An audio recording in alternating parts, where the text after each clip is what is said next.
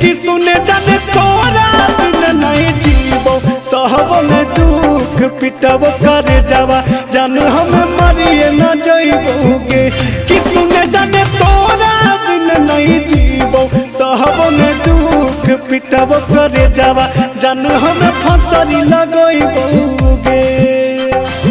देखी देखी फोटावा सुने जाने रहल न जइतोगे कि जान तोरे याद सतइतोगे कि सुने जाने अरती पढ़ब कफनमा हो तुझे गवनमा गवनमा जान हम मरिए न जइबोगे कि सुने जाने अरती पढ़ब कफनमा हो तुझे गवनमा गवनमा जान हम फसरी लगइबोगे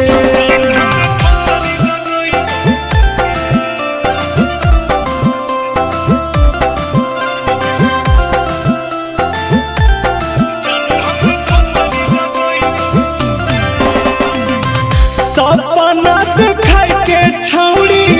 तोड़ी देली दिल के अब कैसे जीवो भेले बड़ी मुश्किल गे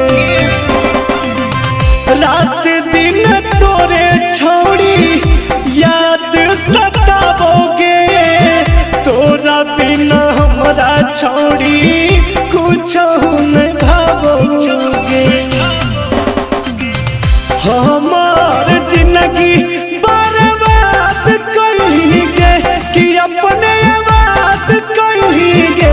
कि सुने जाने तोरा बिन नहीं जीवो सहबन दुख पिटब करे जावा जान हम मरिए न जइबोगे कि सुने जाने तोरा बिन नहीं जीवो सहबन दुख पिटब करे जावा जान हम फसरी लगइबोगे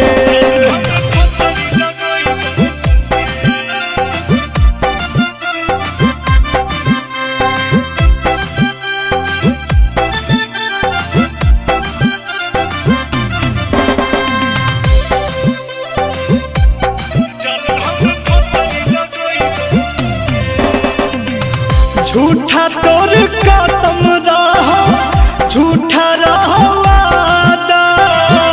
अब हम जानी गेलियो असली इरादा खुश रही है ससुरा में रही है तो आवाज गे याद आई तो हमर छौड़ी मारला के बाद